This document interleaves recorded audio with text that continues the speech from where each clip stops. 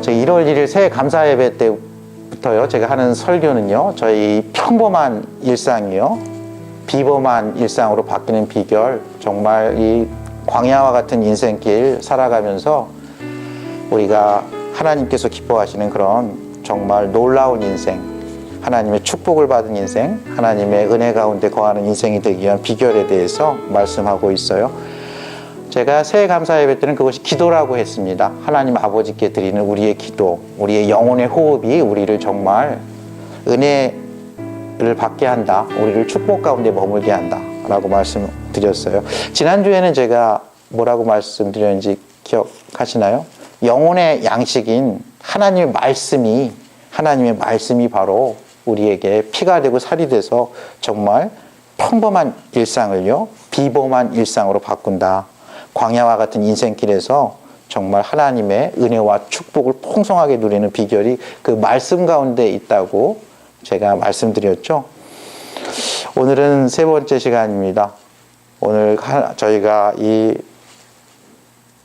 거칠고 정말 살아남기도 만만치 않은 그 광야 인생길에서 저희가 축복받은 인생으로, 행복한 인생으로, 건강한 인생으로 살려는 비결 마지막 하나는요, 하나님께서 찾으시는 예배자가 되는 것입니다.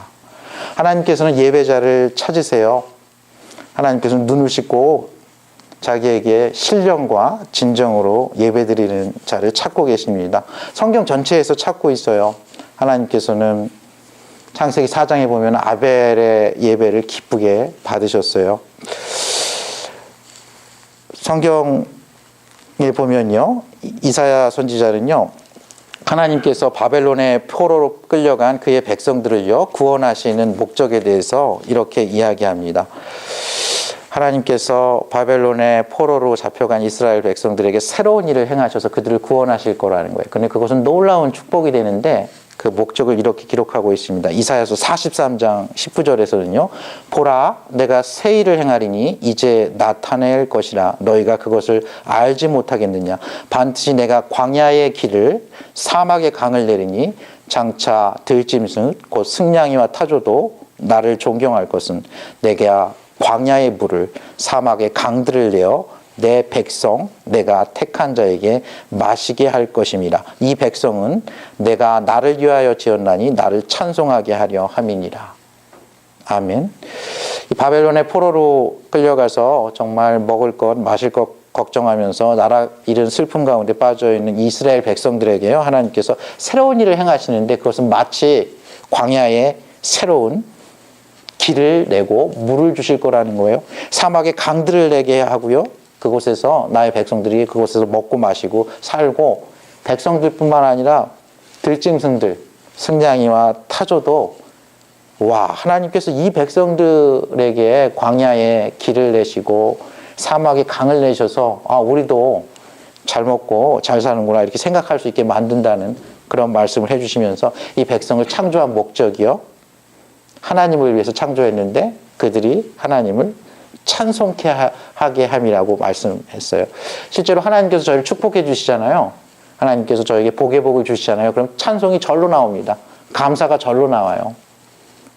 그 은혜에 저희는 반응하죠. 성경에 이게 계속 나와 있어요. 여러분들 시편의 마지막 150편 어떻게 끝나는지 아세요? 하나님을 찬양하라고 끝나고 있어요. 하나님을 예배하라는 거예요. 어디서 예배하냐? 할렐루야, 그의 성소에서 하나님을 찬양하며 그의 권능의 궁창에서 그를 찬양할지어다. 예배당에서 하나님을 예배하라는 얘기입니다. 길거리를 다니면서 자연 만물을 보면서 하늘을 바라보면서 하나님 예배하라는 거예요. 무엇을 예배하냐? 그의 능하신 행동을 찬양하며 그의 지극히 위대하심을 따라 찬양할지로다. 하나님의 놀라운 구원을, 하나님의 놀라운 사랑을 예배하라는 거예요. 그 마지막 절은 호흡이 있는 자마다 여호와를 찬양할지어다. 이렇게 끝나요. 여러분들 성경의 마지막에 보면요, 천상의 예배가 나와 있어요. 여러분들 하늘나라에서 어떻게 예배하는지 아세요? 요한계시록 4장에 보면요, 천국의 예배가 이렇게 나와 있습니다. 이 장로들과 이 천사들이요, 이 모든 생물들이 이렇게 예배하고 있어요. 우리 주 하나님이여, 영광과 존귀와 권능을 받으시는 것이 합당하오니 주께서 만물을 지으신지라. 만물이 주의 뜻대로 있었고 또 지으심을 받았나이다 하면서 창조주 하나님, 그분의 창조의 능력과 모든 권능을 가진 섭리에 대해서 찬양하고 있습니다. 계속 이 찬양이 이어져요. 천상의 예배가요. 요한계시록 5장에 보면요. 12절에 보면 큰 음성으로 이르되 죽임을 당하신 어린 양은 능력과 부와 지혜와 힘과 존귀와 영광과 찬송을 받으시기에 합당하도다 하면서요. 죽임을 당하신 어린 양, 우리 주 예수 그리스도의 능력과 부와 지혜와 힘과 존귀와 영광과 찬송을 그에게 예배하고 있습니다. 또 이렇게 피조물들이 찬양합니다. 보좌에 앉으신 이와 우리 주 하나님 아버지이십니다. 우리 주 예수 그리스도의 아버지 되시는 성부 하나님이세요. 어린 양에게, 보좌에 앉으신 이와 어린 양에게, 성부 하나님과 성자 하나님께 찬송과 존귀와 영광과 권능을 세세토록 돌릴지어다. 천국에서 이렇게 예배한다는 거예요. 그러니까 하나님께서 우리를 갖다가 새 일을 행하시면서 우리를 축복하는 이유, 우리를 자신의 아들과 딸로 삼은 이유는요, 우리를 예배자로 부르신 거예요. 그리고 나중에 천국에 가서 좀 당황하지 않게 이 땅에서도 약간 그걸 갖다가 미리 맛보게 할 수 있었어요. 그것이 저희가 지금 드리는 이 예배예요. 이 예배에는 하나님께 드리는 찬양과 경배가 있어요. 이 예배에는 저희가 하나님께 드리는 기도와 간구가 있습니다. 이 예배에는요, 저희가 성령 안에서 함께 드리는 믿음의 신앙 고백이 있어요. 이 예배 안에는요, 하나님의 지혜와 능력의 말씀이 있습니다. 이 예배 안에는요, 하나님의 놀라운 축복이 있어요. 예배 안에 이 모든 것이 다 있어요. 저희의 저희의 평범한 일상을 비범한 인생으로 바꾸는 비결, 기도와 말씀과 하나님의 모든 축복이 담겨 있습니다. 여러분들 오늘 말씀을 통해서 어떻게 저희가 예배자가 될 수 있는지를 함께 살펴보길 원해요. 하나님이 찾으신 예배가 어떻게 저희가 예배자가 될 수 있느냐, 한번 오늘 말씀 보면요. 세례 요한은요, 요단강에서 세례를 주고 있었어요. 근데 예수님께서 갈릴리부터 찾아오셨어요. 이 예수님의 세례받는 장면은요, 마가복음 1장과 누가복음 3장에도 나와 있습니다. 근데 이제 마가복음 1장에는요, 예수님이 어떤 말이 더 있냐면 갈릴리 나사렛으로부터 오셨다는 말씀이 있고요. 누가복음 3장에는요, 예수님께서 이 세례를 받기 전에 기도하셨다는 말씀이 있고, 그 나이가 한 30세쯤 됐다는 말이 이렇게 추가로 돼 있어요. 그래서 그걸 종합적으로 이렇게 보고 제가 말씀을 전하길 원합니다. 예수님께서는요, 30살이 될 때까지 갈릴리 나사렛 그 촌동네에서 정말 미꾸라지 한 마리 살 수 없는 그런 또랑물 같은 데서 그곳에서 목수의 아들로 태어나 목수의 일을 하면서 그의 공적인 사역을 준비하고 계셨던 겁니다. 여러분들 모든 일에는 때와 기한이 있어요. 지혜자였던 전도자가 전도서 3장 1절에서 그렇게 얘기하죠. 모든 일에 때와 기한이 있다. 모든 일에 시즌이 있다는 거예요. 모든 일에 타이밍이 있다는 거예요. 여러분들 인생을 웬만큼 진솔하게 살아본 분들은 인생의 타이밍이 얼마나 중요한지 저희 잘 아시죠. 때를 잘 분별할 수 있는 지혜를 위해서 저희는 하나님께 기도해야 합니다. 여러분 모세 아시죠? 모세가 40세 때 인간적으로 보기에는 훨씬 더 유능하고 전도 유망했습니다. 그는 자기의 힘으로 이스라엘 백성들을 구하려고 했죠. 근데 그때 하나님의 때가 아니었어요. 모세를 미디안 광야로 가서 40년 동안 그를 낮추십니다. 그를 낮추세요. 광야에서 이렇게 몇 마리 장인 이드로의 양을 칩니다. 그가 그곳에서 얼마나 훈련을 받았을까요? 그는 광야의 전문가가 됩니다. 그는 전에 애굽의 궁전의 전문가였어요. 그 당시에 최강대국이었던 애굽의 문화와 정치와 언어와 그곳에서 필요한 모든 것들에 능했던 사람인데 그는 광야에서 그 모든 것을 잃습니다. 그에겐 지팡이 하나만 남아요. 모세가 다시 80세에 호렙산 불타는 떨기나무에서 그를 불렀을 때 여러분 생각해 보세요. 모세가 난 못한다 그러잖아요. 하나님이 함께 하시면서 다 하시겠다. 아브라함의 하나님, 이삭의 하나님, 야곱의 하나님, 너의 하나님이 되어주시겠다고 하는데도 처음에 주저주저합니다. 모든 일에 때가 있어요. 여러분들 예수님은 왜 30년간을 갈릴리 나사렛 촌동네에서 기다리셨던 걸까요? 그는 그곳에서 지혜가 자라야 했습니다. 그곳에 키가 자라야 했어요. 완전한 사람으로 오신 모든 열방의 메시아인 하나님의 아들이시지만 그는 완전한 아기 예수로 오셨습니다. 지혜도 필요했고요. 키도 필요했어요. 육체적인 힘도 길러야 했죠. 사람들을 어떻게 대해야 하는지도 알아야 했습니다. 하나님의 음성을 듣는 법을 배워야 했어요. 하나님께 기도하는 법을 배워야 했어요. 여러분들 예수님 그럼 대단하지 않으세요? 누가복음 3장에 보면요. 그 예수님이요. 기도할 때 하늘문이 열렸다 그랬어요. 여러분들 기도는 하늘문을 여는 열쇠예요. 기도할 때 하늘문이 열리는 겁니다. 여러분들 예수님이 하나님의 아들인데 왜 기도해야 하늘문이 열릴까요? 한번 생각해 보세요. 예수님, 하나님의 아들이신 예수님조차도 하나님의 뜻을 발견하고 그 말씀에 순종하기 위해서 그렇게 기도했어요. 십자가에 달려 죽기 전에 겟세마네 동산에서는요, 밤새도록 땀이 핏방울이 되도록 기도했다고 성경은 기록하고 있어요. 그리고 이 잔을 가능하면 내가 이 십자가에서 죽지 않게 해달라고 기도합니다. 그러나 아버지의 뜻대로 해달라고 기도하는 거 여러분 아시죠? 예수님이요 12제자를 세울 때는요 밤새도록 기도하고 가룟 유다와 베드로를 포함한 12제자를 세웠어요. 가룟 유다는 예수님을 배반하고 떠날 걸 아셨을 거예요. 예수님을 3번 부인할 것을 베드로가 부인할 것을 예수님은 아셨을 거예요. 그러나 그는 자신이 이 세상에 오신 하나님의 뜻, 하나님의 의를 이루기 위해서 그들을 택하셨다고 저는 생각합니다. 마가복음 1장에 보면요. 예수님께서 새벽 미명에 아직 먼 동이 트기 전에 한적한 곳, 일정한 곳으로 가서 기도했다고 했어요. 새벽에 기도하신 거예요.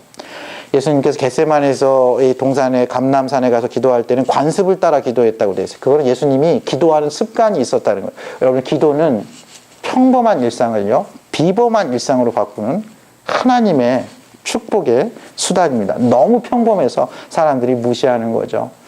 여러분들 스코틀랜드에 종교개혁자가 있습니다. 그는 존 낙스입니다. 그는 존 켈빈과 함께 스위스에 있다가요. 스코틀랜드의 많은 신앙의 성도들이요. 스코틀랜드에 와서 우리를 좀 이렇게 신앙을 지도해달라고 합니다. 그때 존 낙스가 스코틀랜드를 위해서 기도하면서 스코틀랜드를 떠나요. 근데 그때 왕정 시대였거든요. 그 메어리라는 아주 그 피해 여왕이라는 아주 잔인한 여왕이 이 존 낙스를 옥에 가두고 이제 죽이려고 합니다. 근데 존 낙스가 전혀 굴하지 않아요. 당신이나 교황이나 다 회개하지 않으면 엄청 큰 고난을 받고 다 멸망할 거라는 아주 그런 이 세례요한이 독사의 자식들아 너희가 회개치 않으면 당장 도끼에 찍혀버려 이런 말씀을 전해요. 근데 아니나 다를까 이 메리 여왕이요 죽을 병에 걸려요. 그래가지고 그를 갖다가 풀어줍니다. 그러면서 메리 여왕이 그렇게 얘기했어요. 존 낙스 한 사람의 기도가 영국의 최강대국이었죠. 영국의 이 100만 대군보다 더 강하다. 그때 이런 말이 나왔어요. 기도하는 한 사람이 기도하지 않는 한 민족보다 더 강하다. 기도는 놀라운 힘이 있어요. 여러분들 좀 저희가 좀 어려운 일들, 좀 이렇게 도전적인 일들 열심히 준비해서 하면 되죠. 열심히 준비해서 하면 돼요. 노력하고 시간 아끼고 하면 되죠. 그러나 불가능한 일은 어떻게 합니까? 이 산을 옮겨서 저 산으로 옮기는 일. 이건 어떻게 오는 겁니까? 그건 하나님이 하시는 거죠. 믿음의 기도만이 할 수 있는 거예요. 여러분들 에스겔 37장에 보면 에스겔에 마른 뼈 골짜기가 있어요. 하나님께서 에스겔을 데려와 가지고 인자야 이 뼈들이 능히 살겠느냐 물어봅니다. 에스겔이 하나님 당신이 아십니다. 이렇게 얘기합니다. 무슨 얘기입니까? 나는 모릅니다. 이런 얘기죠. 아무도 모릅니다. 당신만 아십니다 하면서 공을 하나님께 넘겨요. 하나님께서 어떻게 하시는지 아시죠? 그곳에 말씀을 불어넣어요. 그래서 그것이 뼈가 붙습니다. 살이 붙습니다. 근데 아직 안 살아요. 하나님께서 생기의 바람, 성령의 바람을 불러일으켜가지고요. 그 뼈를 살려요. 여러분들 그 뼈를 살립니다. 여러분들 그런 일은 사람이 노력한다고 돼요? 지혜롭게 시간을 사용하고 지혜로운 전략을 쓴다고 됩니까? 되지 않습니다. 여러분 영혼이 사람의 생명이 영혼의 구원이 누구에게 달려 있습니까? 하나님께 달려 있어요. 하나님의 선물이에요. 저희는 그 은혜를 인하여 믿음으로 말미암아 구원을 얻는 것입니다. 저희의 믿음조차도 하나님의 선물이기 때문에 저희는 아무도 자랑할 수 없는 거예요. 그러나 저희는 기도할 수 있어요. 기도할 때 하늘이 열려요. 기도할 때 하늘이 열려요. 여러분들 보세요. 오늘 보세요. 예수께서 세례를 받으시고 곧 물에서 올라오실새 하늘이 열리고 하나님의 성령이 비둘기같이 내려 자기 위에 임하심을 보시더니 하늘로부터 소리가 있어 말씀하실 때 이는 내 사랑하는 아들이요 내 기뻐하는 자라 하시니라. 예수님이 죄인들이 받는 세례를 받았다는 거예요. 그러니까 이 요한이 깜짝 놀란 거죠. 요한은 알았거든요. 그는 불과 성령으로, 불과 바람으로 세례를 주고 나는 그냥 물로 그냥 죄사함의 회개를 촉구하는 그것을 기념하는 의식으로서 물로 세례를 그냥 이렇게 어떻게 보면 이 형식을 진행하는 한갓 인간일 뿐인데 하나님의 뜻을 하나님의 그렇게 겸손하게 얘기하잖아요. 나는 광야에 외치는 자의 소리일 뿐이라고. 그는 단지 그냥 자신의 그냥 소리일 뿐이라고 했는데 그 소리는 하나예요. 회개하라 천국이 가까웠느니라. 이 얘기예요. 근데 예수님이 와가지고 그 하나님이 내가 이 예수님께 세례를 받아도 현찮을 텐데 예수님이 세례를 받겠다고 온 거예요. 그러면서 우리가 이와 같이 하여 모든 일을 이루는 것이 합당하니라 하니까 세례요한이 마지못해 이렇게 허락을 하면서 세례를 주는 장면이에요. 여러분 어떻게 생각하세요? 여기서 얘기하는 우리가 이와 같이 하여 모든 일을 이루는 것이 합당하니라 이게 무슨 이야기입니까? 누군가에게 세례를 받는다는 거는요. 내가 그 사람의 메시지에 동의한다는 얘기예요. 세례요한이 전했던 세례는요. 물로 베푸는 세례였고 회개를 촉구하는 세례. 그러니까 죄인들이 회개해가지고 죄가 사해졌고 그 다음에 앞으로는 회개에 합당한 다른 삶을 살겠다는 그런 어떤 하나의 세레모니로서 한 거예요. 근데 예수님이 받는다는 건 자신이 육신의 모양으로 와서 처녀의 몸에서 잉태한 것부터 더 놀라운 사건이 자신이 죄인이라는 걸 인정하는 거예요. 근데 세례요한은 알았어요. 그는 기도하고 말씀의 사람이었기 때문에 요한복음 1장에 보면은 세례요한이 예수님을 딱 봤을 때 이렇게 얘기합니다.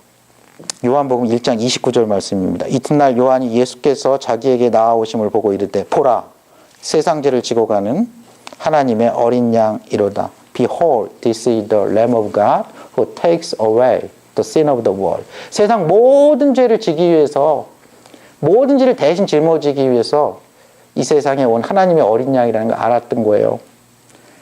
그러니까 지금 예수님이 세례 받으시는 거는요. 모든 사람의 죄를 대신 지고 죄인으로서 물에 풍덩 지금 빠진다는 걸 알고 이것을 한 겁니다.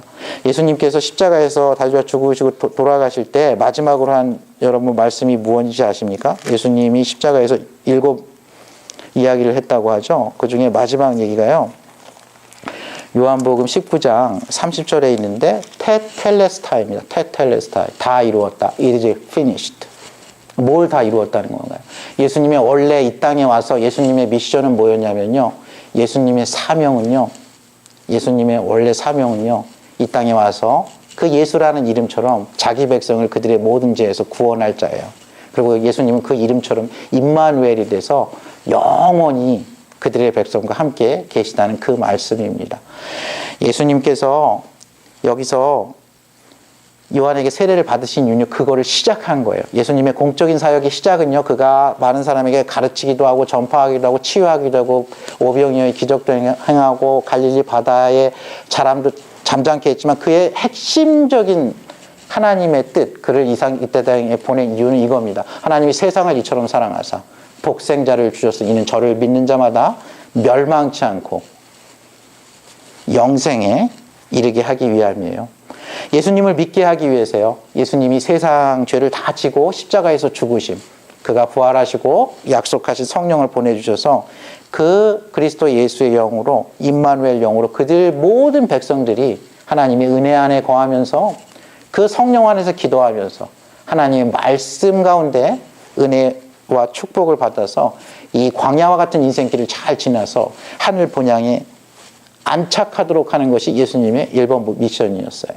그렇기 때문에 그는 이곳에서 죄인과 동일시된 것입니다. 세례는 이런 의미가 있습니다. 내가 그리스도와 함께 십자가에 못 박혀서 나의 죄와 모든 허물을 죽이는 겁니다. 그리고 다시 예수님과 함께 부활해서 저희가 새 사람으로 거듭나는 겁니다. 그런즉 그리스도 안에 있으면 새로운 피조물이 되는 겁니다. 새로운 피조물이 되고 끝나는 게 아니에요. 새로운 피조물이 된 사람은요, 새로운 삶의 미션을 갖고 새로운 목적을 갖고 삽니다. 이것을 에베소 교회의 사도 바울은 이렇게 이야기했습니다. 너희는 그 은혜에 인하여 믿음으로 말미암아 구원을 받았나니 이것은 너희에게서 난 것이 아니요 하나님의 선물이라. 행위에서 난 것이 아니니 이는 누구든지 자랑하지 못하게 함이라.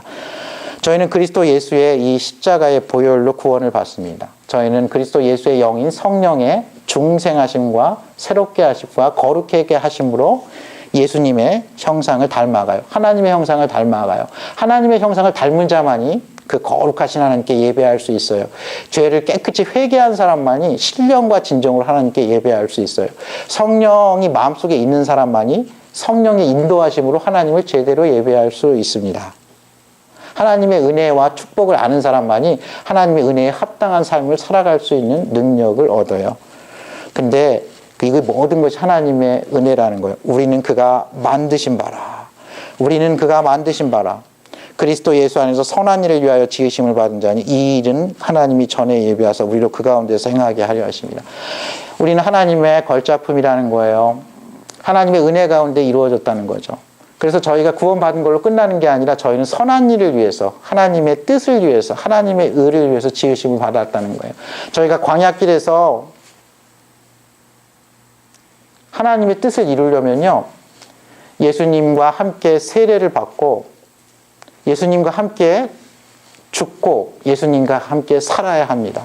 사도 바울은 로마서 8장에서 이렇게 얘기했습니다. 그러므로 이제 그리스도 예수 안에 있는 자에게는 결코 정죄함이 없나니 이는 그리스도 예수 안에 있는 생명의 성령의 법이 죄와 사망의 법에서 나를 해방하였습니다. 전에 나와 죄와 사망에 있었던 그것을요, 예수님께서 이 모든 죄를 뒤집어 쓰시고 세례를 받으심으로써 그의 공적인 사역을 시작하시고 순환 받으시고 가르치시고 전파하시며 말씀하시다가 마지막 날에는 십자가에서 우리의 모든 죄를 짊어지시고 대신 죽으심으로 그 예수님의 십자가의 보혈을 믿는 자, 그 성령의 새롭게 하시는 능력을 믿는 자는요, 영원히 구원을 받습니다.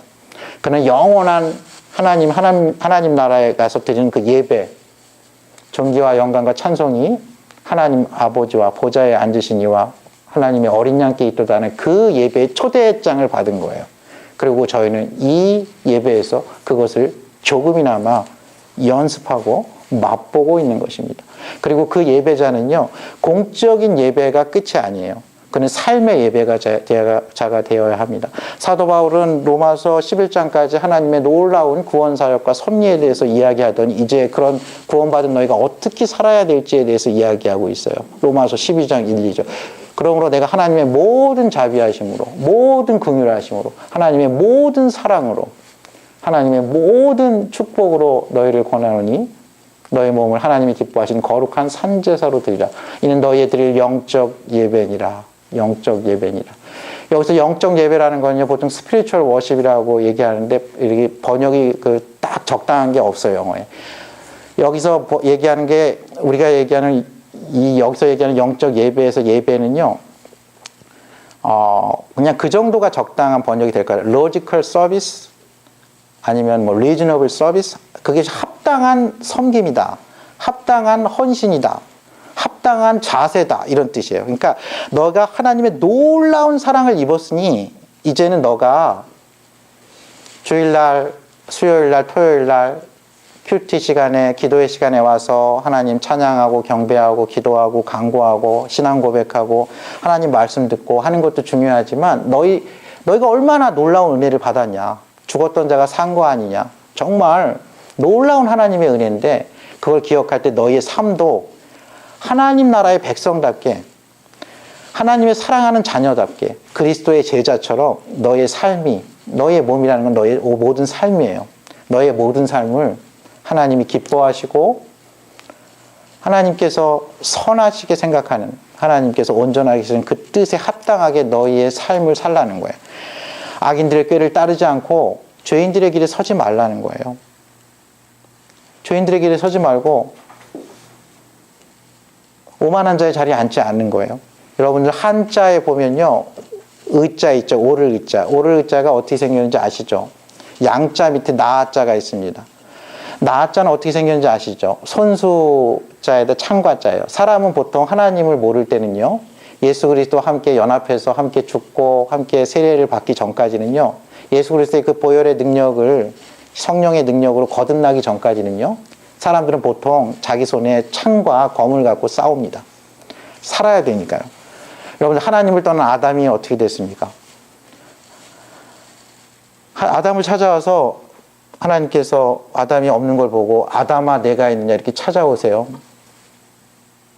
창세기 3장에 아담아 내가 있느냐 찾아오죠. 근데 아담이 너 왜 숨었냐 그랬더니 하나님과 싸우고 있어요. 아담이 자신에게 있는 창과 칼을 들어서 이렇게 얘기합니다.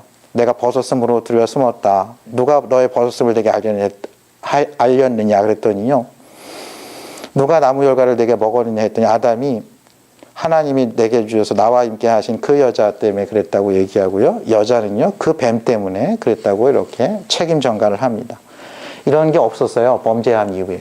근데 그들은 하나님과 이렇게 떨어져 있었던 거예요. 세례는 어떤 의미가 있냐면 저희가 예수 그리스도와 연합함으로 하나님과 다시 저희가 회복되는 거예요. 하나님과의 그 소통하는 관계, 하나님을 사랑하는 관계, 하나님께 소통, 하나님의 말씀을 듣고 하나님의 음성을 듣고 하나님께 기도하는 관계, 하나님이 그걸 보고 기뻐하는 관계, 보시기에 심히 좋은 오늘 말씀 있죠. 이는 내 사랑하는 아들이라, 내가 기뻐하는 자라 하는 그 사랑의 음성 가운데 거하게 하는 게 세례예요. 그게 무엇을 통해서 이루어지냐면 예수 그리스도와 연합함으로 이루어져요. 내가 그리스도와 함께 십자가에 못 박혔나니 그런즉 이제는 내가 사는 것이 아니요 나를 사랑하사 나를 위하여 자기 몸을 버리신 하나님의 아들을 믿는 믿음 안에서 사는 것이다. 그래서 저희는 예배할 때는요, 믿음으로 예배 드려야 돼요. 예수 그리스도의 보혈을 의지하는 마음으로 예배 드려야 돼요. 이 세상에서 가장 불쌍한 사람은요, 매주일 예배 드렸어요. 근데 나중에 보니까 하늘나라에 없는 거예요. 잘못된 예배를 드린 거예요. 가인은 여러분 잘못된 예배를 드렸죠. 그도 나름대로 열심히 드렸지만 그는 잘 알지 못했어요. 하나님께서는요, 가인이 어떤 상태였는지 이렇게 드러내고 있어요. 4장 9절에서 이제 아벨을 들여가서 죽이잖아요. 그러면서 하나님께서는 가인을 다시 찾으세요. 여호와께서 가인에게 이르시되 내 아우 아벨이 어디 있냐. 하나님은요, 저희가 하나님의 사랑에서 떠나잖아요. 하나님의 사랑을 기초로 한 이웃사랑에서 떠나잖아요. 그러면 하나님께서는 너무 마음이 아파하세요. 그럼 인간이 자신의 죄 때문에 하나님을 멀리합니다. 그때 하나님은 그럼에도 불구하고 인간을 다시 찾아와서 아담아 내가 어디 있냐 이렇게 찾는 거예요. 그럼에도 불구하고 가인을 찾아와서 가인아 내 아우 아벨이 어디 있느냐. 아담이요, 당신이 준 여자 때문에 그랬다. 가인이 내가 내 아우 아벨 지키는 자냐, 이런 아주 하나님이 이걸 모르겠어요? 하나님이 아담이 어디인지 모르겠어요? 전지전능하신 하나님께서, 어디에나 계신 하나님께서, 영이신 하나님께서, 하나님이 아우 아벨이 죽은 줄 모르시겠어요? 이것은 하나님께서 다시 기회를 주시는 거예요. 다시 아담에게 너가 원래 있어야 될 자리에 있으라는 거예요. 여러분들, 성경에서 말하는 그 의는요, 우리가 아까 한자 얘기했죠. 손에 칼과 창을 들고 내가 살아보리라, 잘 살아보리라, 여기저기 광야와 같은 길에서 날뛰는 저를 하나님의 어린 양 아래에 둠으로써 원래 있어야 될, 인간이 원래 있어야 될 자리에서 예배하게 하기 위함입니다. 원래 인간이 있어야 될 자리에서 하나님을 찬양하게 하기 위함이에요. 원래 인간이 있어야 될, 아담이 있어야 될 자리, 가인이 있어야 될 자리에서 하나님을 사랑하고 자신의 형제를 사랑하기 위함이에요. 하나님께서 저희를 의로운 걸로 얘기하는 그 기본적으로는 관계예요. 어떤 옳은 행동 이전에 하나님과 바른 관계예요. 하나님께서 해주시는 너는 내 사랑하는 아들이요 내 딸이요 내가 기뻐하는 자라는 그 말씀 가운데 거하는 거예요. 그 말씀을 믿음으로 믿고 아들로서 하나님께 기도하고 간구하는 것입니다. 여러분들, 창세기 3장 9절 여호와 하나님이 아담을 부르시며 그에게 이르시되 내가 어디 있느냐, 여기 앞에 보면 원어에 보면 바라는 접속사가 있어요. 그러나 하나님께서는 아담을 찾아왔다는 얘기예요. 아담을 포기하지 않고 이놈 봐라, 내가 내 형상도 주고 줄 거 다 주고 하나만 금지했는데 그걸 어겨 괘씸하게 이렇게 생각하자고, 그럼에도 불구하고 아담을 다시 회복시키기 위해서 오셨다는 거예요. 이 이 창세기 4장 9절 여호와께서 가인에게 이르시니 그 앞에도 바알하는 접속사고요. 그러나 하나님께서는 다시 가인에게 아벨아 어디 이렇게 찾아오셨다는 거예요. 하나님께서 계속 찾아오세요. 에베소서 2장에서는 사도 바울은 이렇게 얘기합니다. 그는 허물과 죄로 죽었던 너희를 살리셨도다. 그때 너희는 그 가운데 행하여 세상 풍조를 따르고 공중의 권세에 잡은 자를 따랐으니 곧 지금 불순종의 아들들 가운데 역사하는 영이다. 이렇게 불순종하는 아담과 불순종하는 가인에게 찾아온 하나님께서요. 4절에 보면 에베소 2장 4절입니다. 긍휼이 풍성하신 하나님이 우리를 사랑하신 그 큰 사랑을 인하여 허물로 죽은 우리를 그리스도와 함께 살리셨고 너희는 은혜로 구원을 받은 것이라. 또 함께 일으키사 그리스도 예수 안에서 함께 하늘에 앉히시니 이 앞에 긍휼에 풍성하신 하나님 앞에 대라는 헬라어 접속사가 있습니다. 그러나 하나님께서는 이 생략되어 있어요. 그러나 긍휼이 풍성하신 하나님께서는 죄와 허물로 죽인 우리를 살리시기 위해서 이 땅에 오셨다. 예수님의 여러분들 세례 받을 때요. 예배 드릴 때요. 여러분들이 신령과 진정으로 예배 드리잖아요. 저희의 죽은 영혼이 다시 소생됩니다. 하나님의 은혜가 흐르고 넘쳐요. 이 광야와 같은 세상에 정말 합당한 삶을 살아갈 수 있는 힘을 주세요. 여러분들 예배는 너무 중요합니다. 그 예배 안에 하나님의 평범한 축복의 수단이 말씀이 선포돼요. 그 안에 그리스도의 복음이 선포됩니다. 여러분들 그 예배 안에 우리의 기도가 영혼의 호흡이 돼서 하늘에 상달되고요. 그 기도가 하늘문을 엽니다. 그 기도가 상달돼서 여전히 너는 내 사랑하는 아들이요. 나의 사랑하는 딸이요. 내가 내 아들 독생자 예수 그리스도의 보혈로 산 정말 존귀한 하나님의 백성이 되는 것입니다. 예배는 저희를 살려요. 예배는 저희가 기도할 수 있는 채널입니다. 예배는 하나님의 진리와 은혜의 말씀의 기둥이 됩니다. 예배는요, 저희 개인을 살리고요, 저희 공동체를 살리고 오고 오는 모든 세대를 살리는 하나님의 우리를 향한 최고의 선물인 것입니다. 저의 삶도 그거에 합당한 그러한 섬김의 예배가 되어야 합니다. 오늘 말씀을 맺고자 합니다. 저희는 광야와 같은 인생길을 살고 있어요. 이곳에서 하나님의 뜻을 발견하려면요, 저희는 하나님께 예수님이 기도한 것처럼 기도해야 합니다. 세례요한이 기도한 것처럼 기도해야 돼요. 저희는 이 광야와 같은 인생길에서 하나님의 뜻을 발견해서 이루어 드리려면요, 저희는 예수님께서 겸손하게 자신이 낮아지셔서 자신의 사명에 필요한 그 하나님 앞에서 낮아지셔서 죄인과 동일시 된 것처럼요, 저희는 겸손한 마음으로 하나님의 음성에 귀를 기울여야 합니다. 저희가 이 광야 같은 인생길에서 하나님의 뜻을 이루려면요, 저희는 세례 요한이 자신은 단지 광야에 외치는 자의 소리일 뿐이라고 겸손하게 자신을 낮추면서 오로지 자신을 향한 하나님의 뜻, 회개하라 천국이 가까웠느니라, 그 말씀만 선포하면서 자신은 그의 신발끈을 풀기도, 그의 신발을 들고 다니기도 적당하지 않은 자라고 자리를 낮추는 그 겸손을 배워야 해요. 저희가 오늘 2019년 새해를 맞이하면서 제가 짧은 시간이지만 저희의 그 비범한, 그 평범한 인생이요, 비범한 하나님의 은혜와 축복을 받는 그런 인생이 되는 비결에 대해서 말씀을 전했습니다. 하나님의 말씀을 가까이 하십시오. 그 말씀이 여러분들의 영혼의 양식이 되게 하십시오. 여러분의 피와 살에 흐르게 하십시오. 그 말씀으로 사십시오. 하나님께 기도하십시오. 성령 안에서 항상 기뻐하며 기도하십시오. 기대하며 기도하십시오. 하나님께서 놀라운 일을 행하실 것입니다. 사막의 강을 광야의 길을 내시는 하나님을, 그래서 저희를 결국 감사하며 찬송하게 그 하나님을 기대하며 기도하십시오. 하나님 앞에 예배자가 되십시오.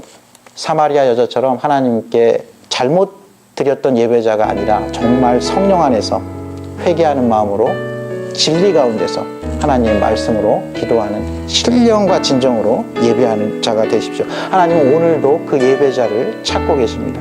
눈을 씻고 찾고 계세요. 여러분들 매주 드리는 이 예배 정말 신령과 진정으로 예배 드림으로 하나님의 놀라운 은혜와 축복받는 2019년 새해 되기를 주님의 이름으로 축복하고 기도합니다. 함께 기도하시겠습니다.